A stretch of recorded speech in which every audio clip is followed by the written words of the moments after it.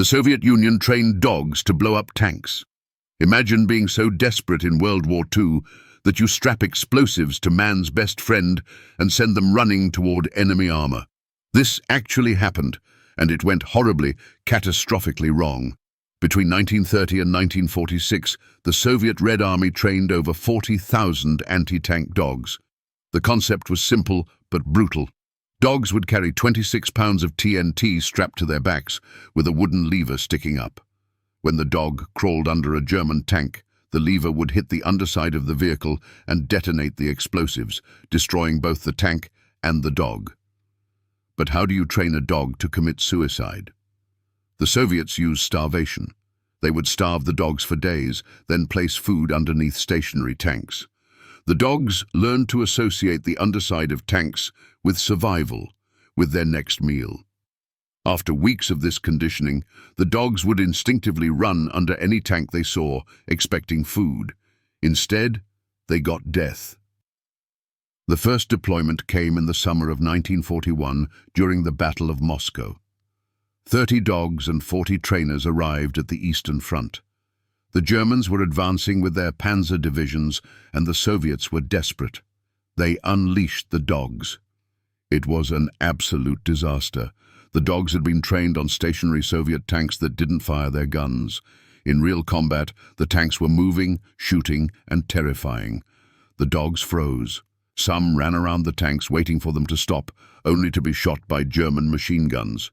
Others panicked at the gunfire and bolted back towards Soviet lines, still carrying live explosives. When they reached the Soviet trenches, they detonated, killing their own handlers and soldiers. But here's the most embarrassing failure.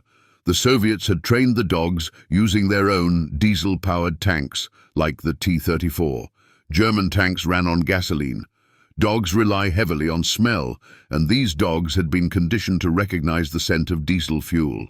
So, when released on the battlefield, the confused dogs ignored the German tanks and ran straight towards Soviet vehicles instead.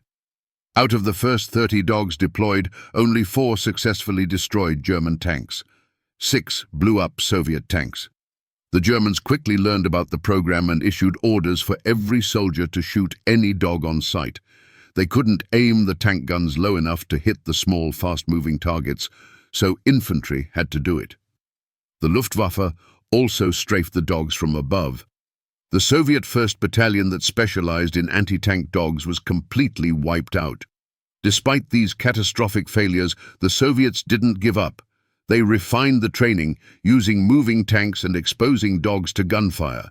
By 1942, the program saw some success. At the Battle of Taganrog, near the Sea of Azov in July 1942, 56 dogs were deployed in a single attack. Reports claim they destroyed several German tanks and helped the Soviets win the battle. According to Soviet sources, 16 dogs could take out 12 German tanks. The dogs also destroyed bunkers and artillery positions. But the effectiveness remains disputed. Soviet propaganda claimed that anti-tank dogs destroyed over 300 German tanks throughout World War II. Many Russian historians today consider this number wildly exaggerated, designed to justify the program's existence. Documented battlefield reports suggest the real number was closer to a few dozen at most. The risks far outweighed the benefits.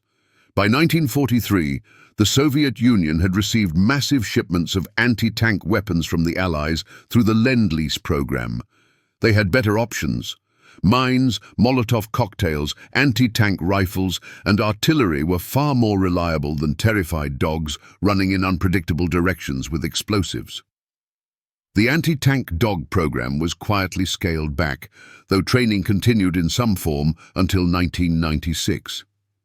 The anti-tank dogs of World War II represent one of the most desperate and controversial weapons ever deployed. Born from the brutal necessity of the Eastern Front, these dogs were conditioned through starvation to run toward their own deaths.